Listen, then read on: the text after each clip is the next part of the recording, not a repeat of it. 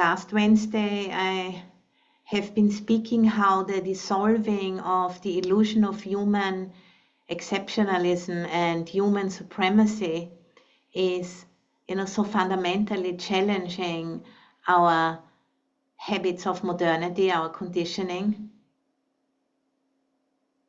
And, if we are really taking an honest look, we are all entangled in extraction from the planet, and we all need a really deep rewiring, especially in the global north, a deep rewiring in order to think and act with and not against the web of life, in our bodies, in our hearts, and in our minds. And I think that, that deep rewiring, that's what we try to access in these Wednesday sessions. And it's emergent, We are together asking for that and trusting that a response is going to come. And using the Buddha's teaching as a support for that.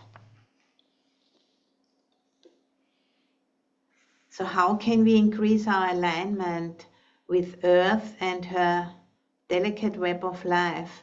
This is the most important question of our times, individually and collectively. So just let that sink in. How can we increase our alignment with Earth and her delicate web of life?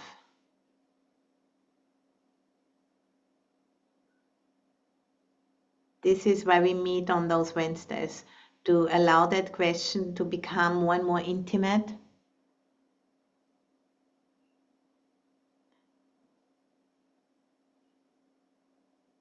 And, leaning into the support of each other. And for example, I pray every morning. When I get up, I go to the Earth Room, I bow in front of my shrine, and I ask for guidance. I ask the Earth, what does she need from me? And I also ask the lineage, from the two lineages from whom I have received teachings, the Thai forest tradition and the Vajrayana, Nyingma, Shechen lineage. Asking, show me how to fully participate. What do you need from me? And I think that's something, we all can start to cultivate, that attitude of devotion, of reverence, of offering. And then trusting, that whatever comes before me is part of the work. Because it's going to unfold, it's going to emerge differently for everyone. Because it will be according to our skills, to our talents, to our situations, to our karma, whatever needs to be worked out, which is still, keeping us disconnected, that needs to be metabolized, and that's all part of it. And then listening, asking the question or making the prayer, making the offering, and then really listening.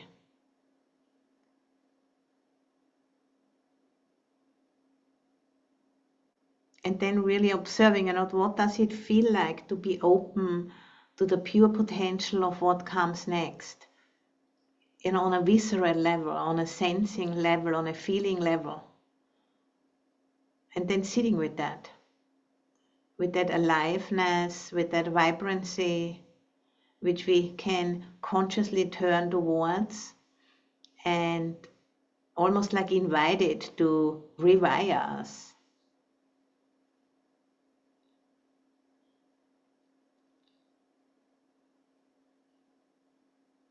How can I contribute to this transformation? And knowing, because we are here and because we are human beings, And we have emerged out of the planet. We have what we need to do it. Our contribution. We are equipped to do this.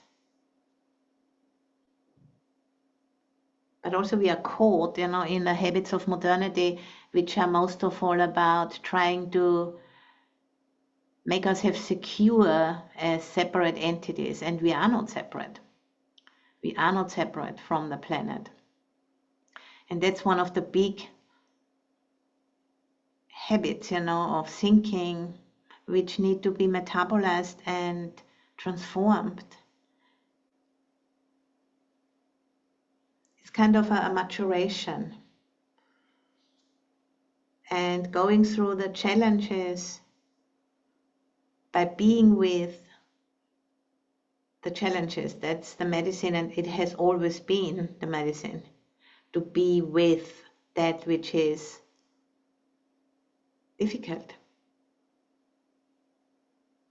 Because if we do not metabolize that grief and the sorrow and the hopelessness that keep us stuck, we will not move out of this connection.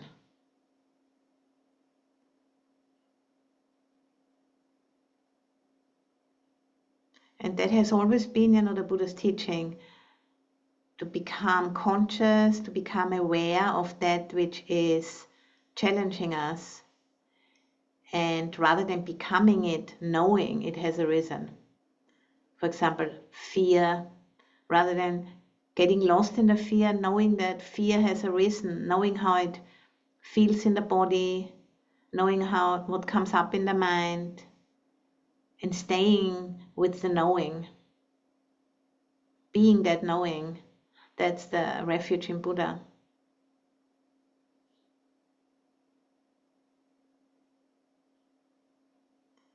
Because as long as we are buried, underneath all of these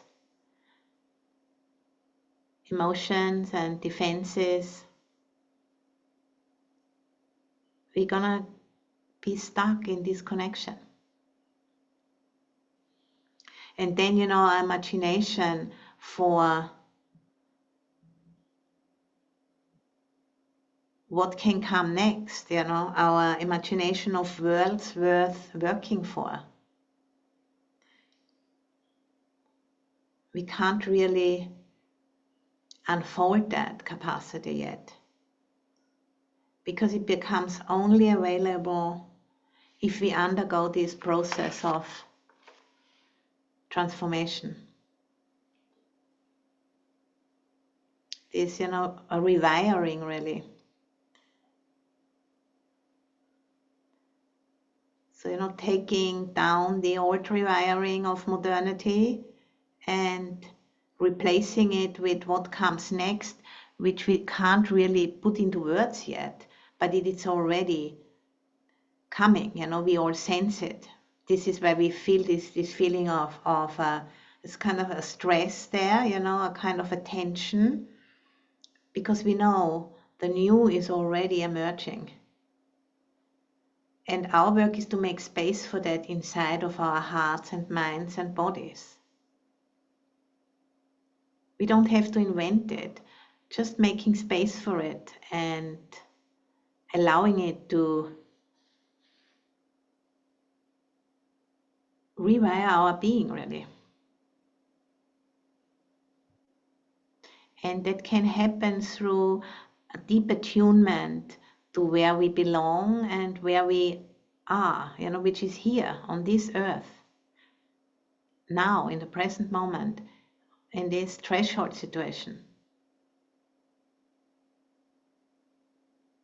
And we are not somewhere else.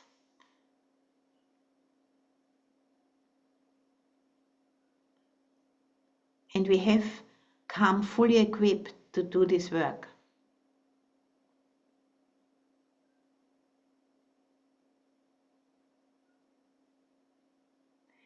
And it requires a surrender, to what wants to be known. And that's the scary part. And that's, bringing up all of these undigested emotions and habits. And it's not our personal failing or collective failing even, it is just how evolution works. At one point we wake up and oh my God, I was completely lost in believing this and that. And now I see. Just like as we are growing up, as individuals, we can, from time to time, we come to this point where we look back and we can't believe how stuck we have been in a certain assumption. And suddenly we can't really sink ourselves back into that. And now we are experiencing that on a collective level.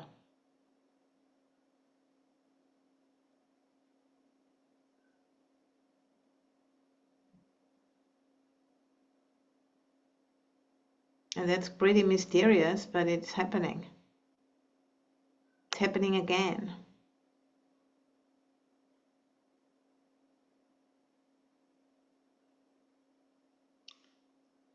And in order, for these presently unimaginable worlds worth working for to be known, we have to mature and become accountable within the web of life. Not like babies, babies don't need to be accountable, they just need to be, they look so sweet, they can just do whatever they like. But as soon as we get older, we have to be team players. We don't get a free ride.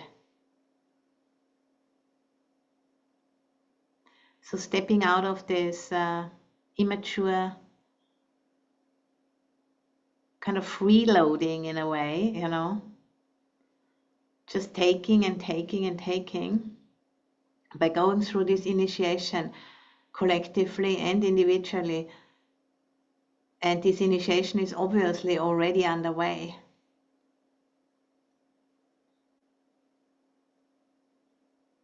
On many levels, on an ecological level, but also, politically.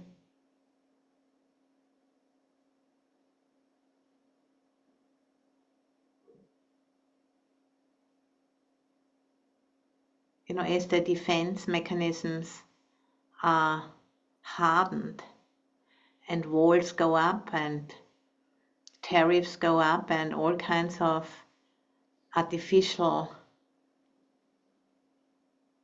boundaries are drawn, which can't keep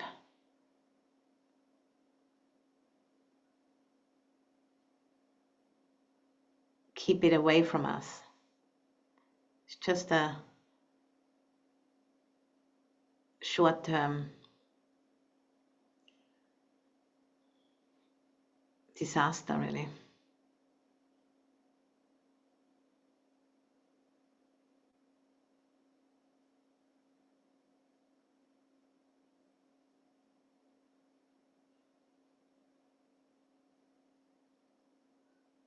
So how can we, really metabolize what needs to be metabolized in order to become what we need to be in order to be able to imagine those worlds worth working for?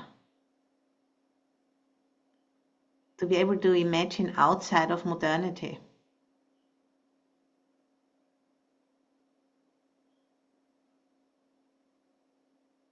This is the question, we are working with here on these Wednesdays as earthworms, as we are like that inside of this process, but trusting that we have what it takes to participate.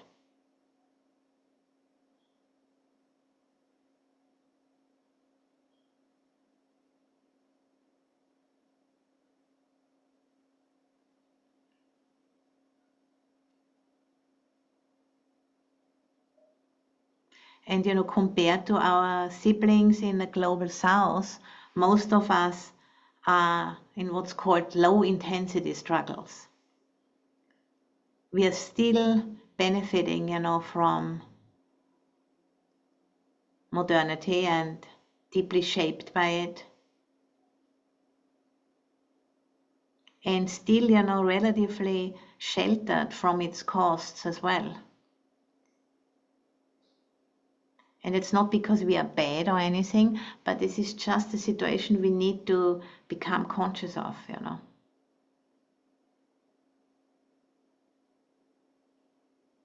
And you know, most of us still have an option as to whether to face or not face these realities. Because the water is, you know, still not above our heads or something like that. We still have an option to turn away from it.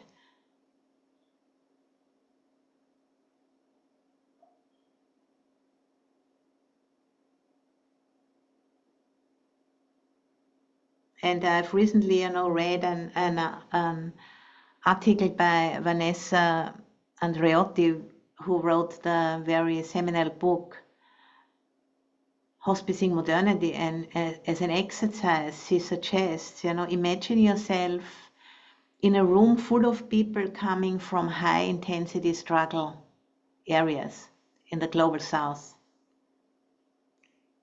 Those who have been harmed by patterns of modernity that we also reproduce in the way how we live. Me too. Even, you know, I'm a fully ordained bhikkhuni and live as an alms mendicant, but still I'm also benefiting from those patterns. And just allowing that to sink in without getting stuck in guilt, that is one of the very important aids for metabolizing modernity.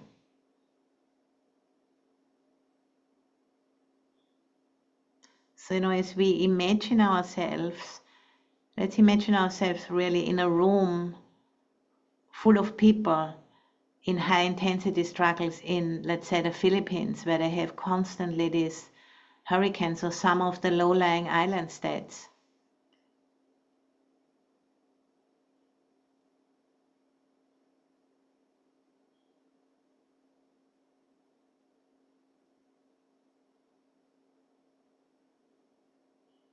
And just, you know, going inside yourself as much as you can imagine that you would sit in a room like this.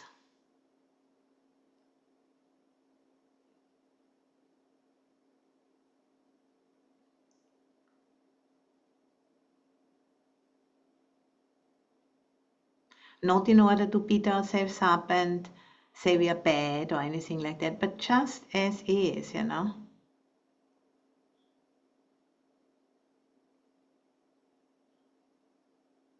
And in that way, you know, we can get to a place where we can experience the absurdity of modernity. And that's what is transformational, the absurdity of it.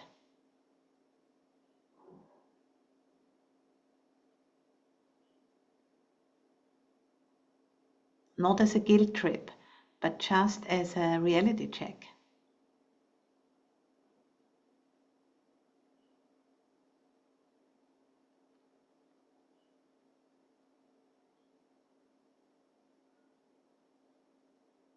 And that experience of absurdity can be the beginning of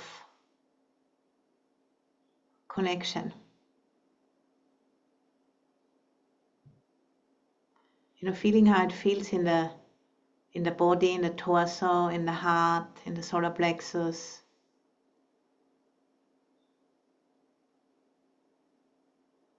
You know, and taking a bite and another bite.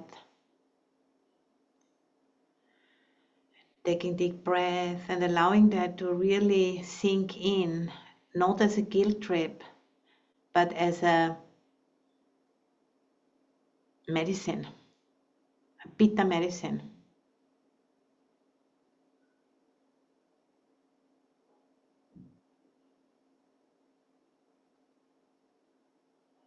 And that medicine, you know, can help us to liberate ourselves from the grip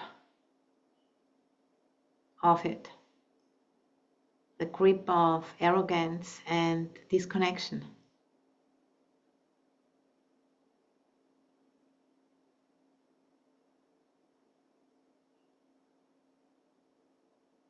And allowing it to just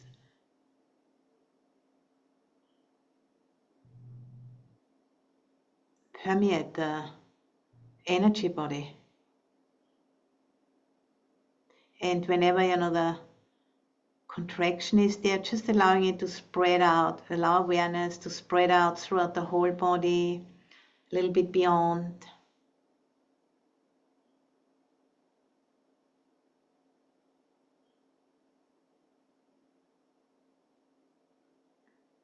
And when we do that for the first time, it's probably the hardest, but it's something we can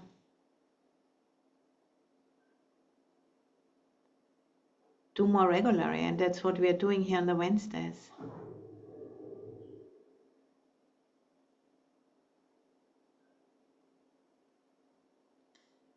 So that experience of absurdity can be the beginning of connection, endearment even, and the liberation from the grip of arrogance and disconnection. And that's what we need, that's what we want. That's the portal into being able to imagine worlds worth working for. That's what we need to stay on course as we go through the initiation. Why do we go through it? Because we want to know how we can contribute to the future.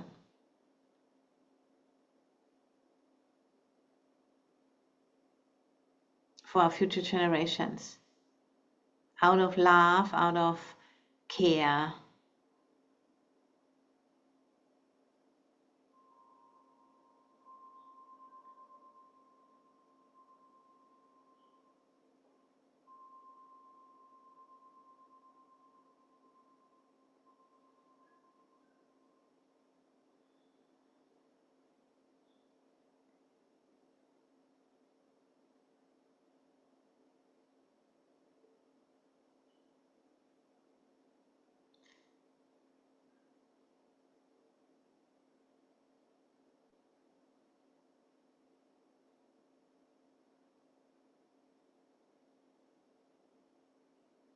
And even, a way to laugh about oneself, being so caught, keeping the humor close. Humor and humility and humus and human, they all have the same root. Coming down, coming down to earth.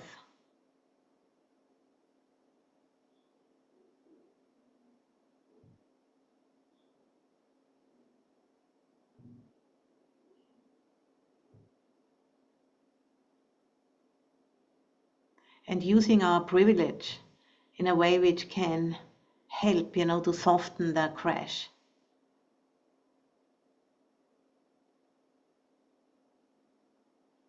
And that's really beautiful, I think.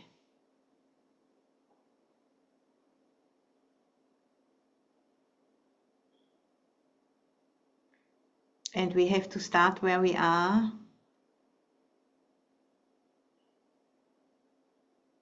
And, having the Buddha's teaching as a toolkit to steady ourselves. That is wonderful. Because the core teaching of the Buddha's teaching, the 3 characteristics, they exactly speak to that: impermanence, constant change, dukkha, unsatisfactoriness, and emptiness or not self.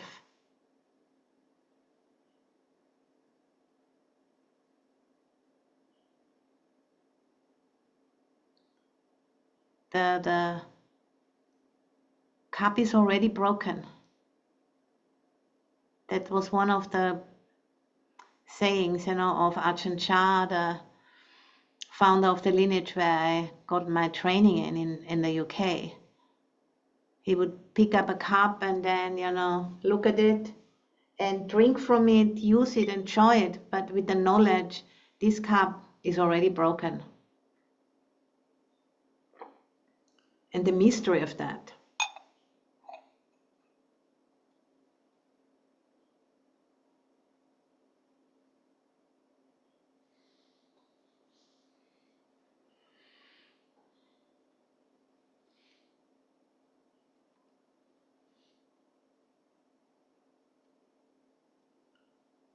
Everything depends on everything else. And the cup depends on everything which makes up the cup. Which is coursing through this process we call planet Earth since over 4 billion years. Isn't that amazing?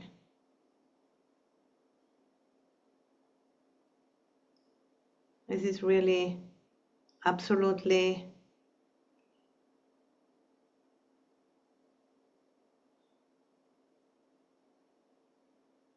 other than what we believe. So we have to work at those very deep-seated patterns. On a conventional level, by looking at our ways of living, and on an ultimate level as well. The ways how we think about our lives.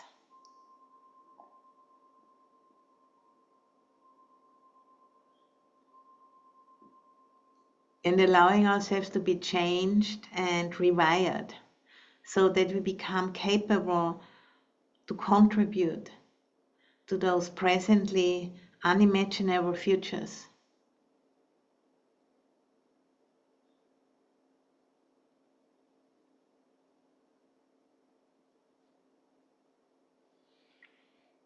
And it can only work by becoming accountable and waking up to our complicity and also our helplessness and our absurdity.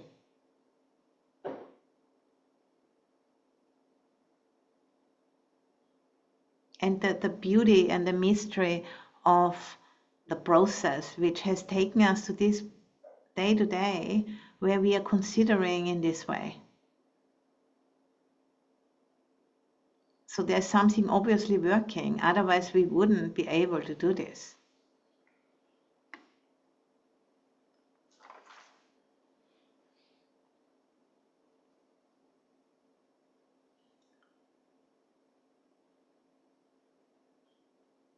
Coming to see the world differently involves coming to see ourselves differently.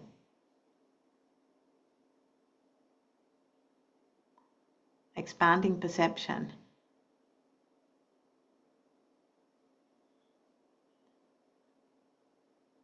Coming to see the world differently involves coming to see ourselves differently.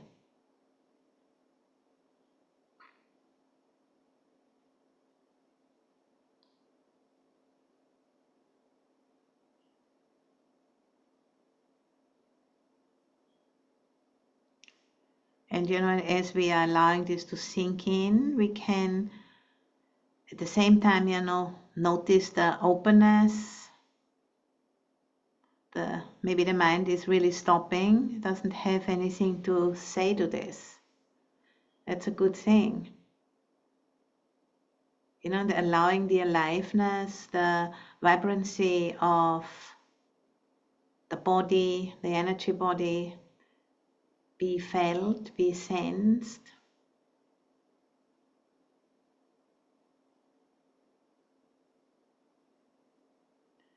And with the out breath, letting go any stress,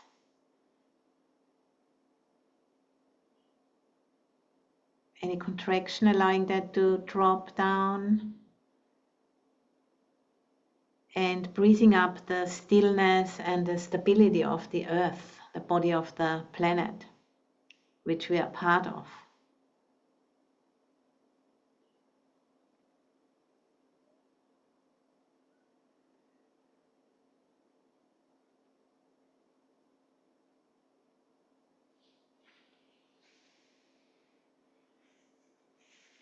So breathing up the stability and the aliveness throughout our whole energy body. And with the out breath, letting go of tension.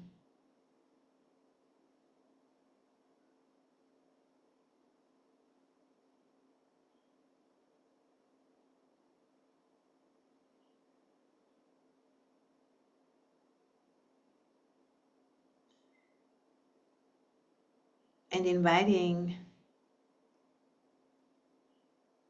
the regenerative intelligence of the biosphere of which we are part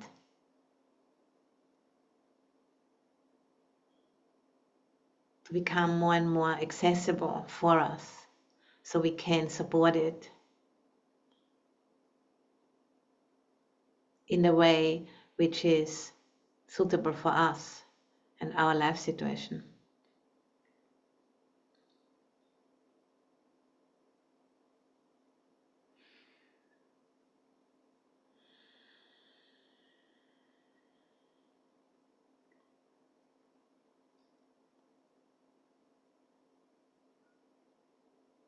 That is our prayer, this is our offering. This is the way, how we can devote ourselves to this transformation.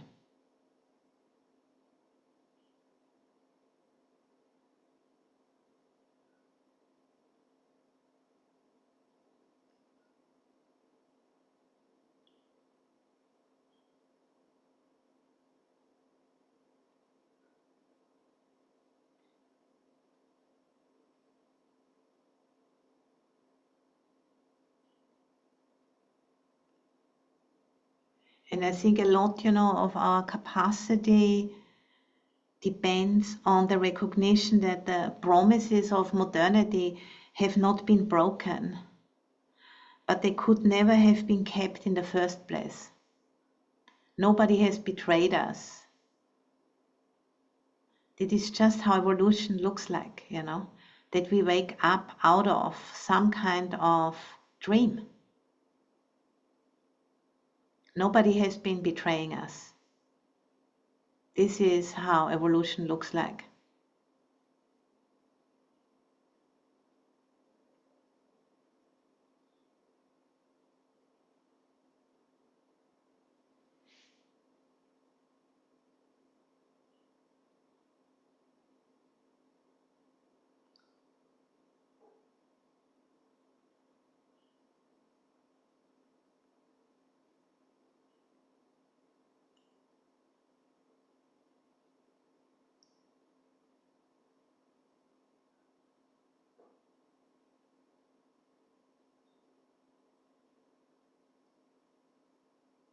We are the ones we have been waiting for.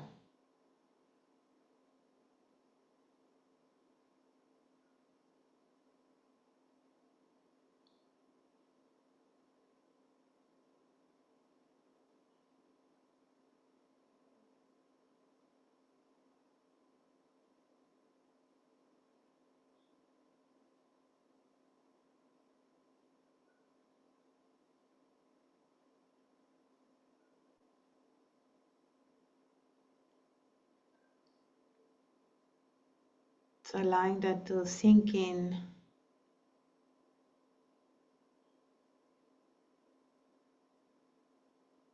And the mystery of the process, which has a lot of unimaginable beauty, and it's also wild. It's really wild.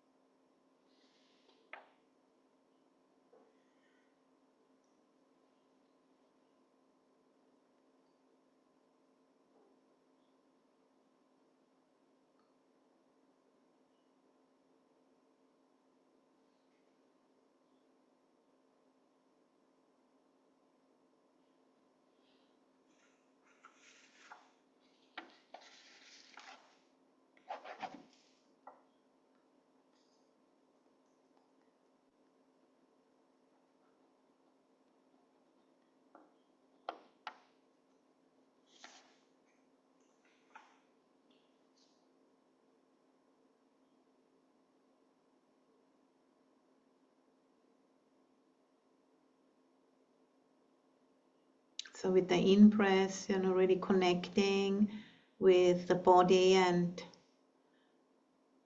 how it feels to hear this. And with the out-breath, relaxing into the spaciousness, into the openness in the room where you are sitting, and that spaciousness doesn't end at the walls of the room. Limitless space.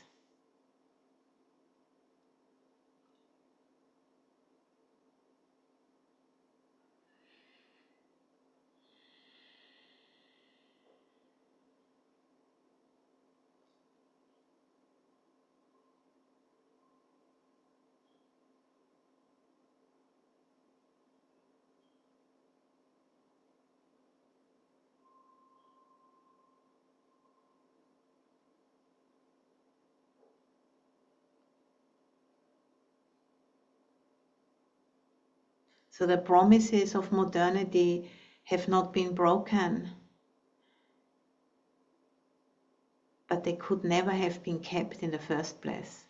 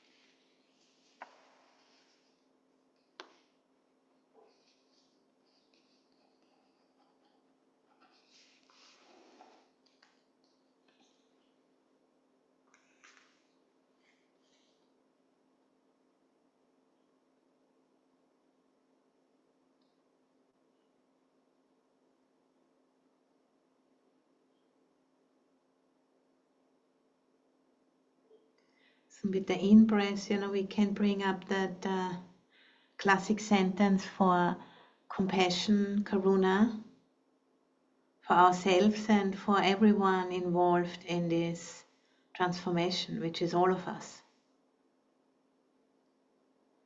May all beings be free from harm and the intention to harm.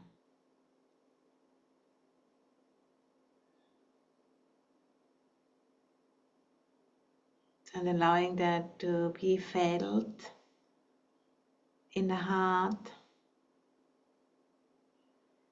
And with the out breath, to allow it to spread out throughout the body.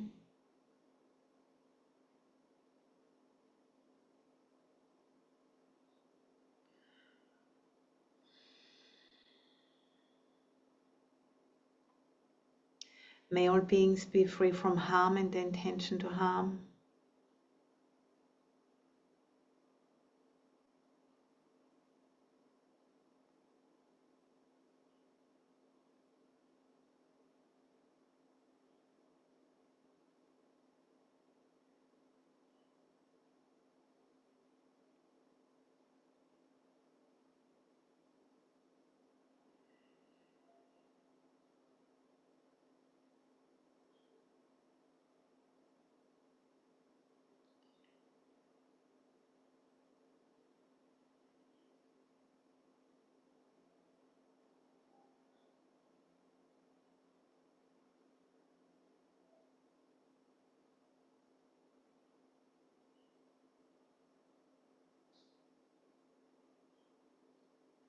And keep that intention really close to our hearts as we are entering more and more into the process.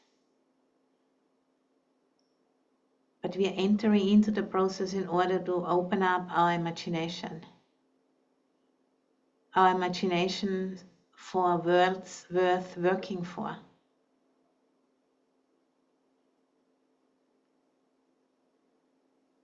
Freeing up that imagination requires a rewiring, if we like it or not. And we really don't have to like it. It can be difficult. And it is already difficult.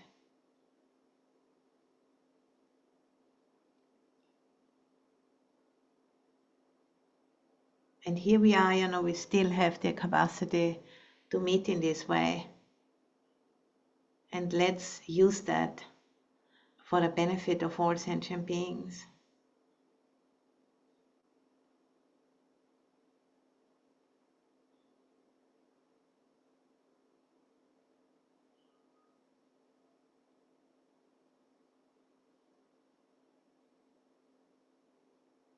And I'd like to share with you a chant. It's called the Sharing of Blessings chant, where I want to share, the benefits of our practice together today, and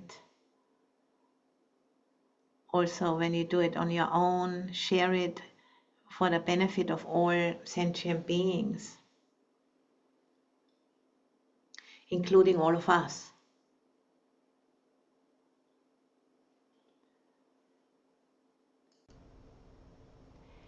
Imina punya kamena upachaya gunuttara acari upakara chamata pita janyataka suryo chandi maracha gunavanta narapicha brahmamara cha inda cha lokapala cha devata yamomita manusa cha machata verika pichasa pesata sukhi hontu punyani pakatani me sukhanchati vidang tentu kipang papeta vomatang imina punya kamena imina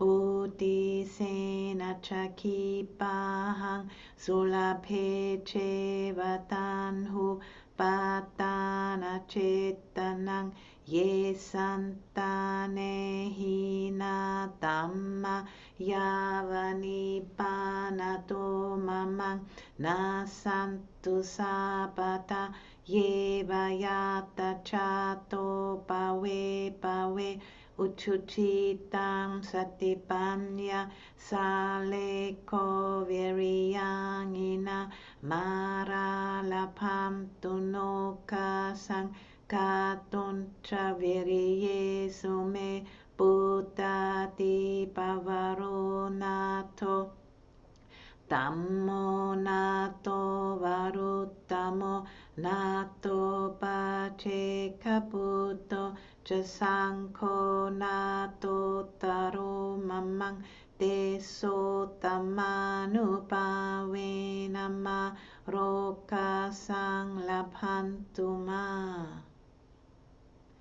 May you have every good blessing. May all the devas protect you by the power of all the Buddhas. May you ever be well. May you have every good blessing. May all the devas protect you by the power of all the Dhamma. May you ever be well. May you have every good blessing. May all the devas protect you by the power of all the Sangha. May you ever be well.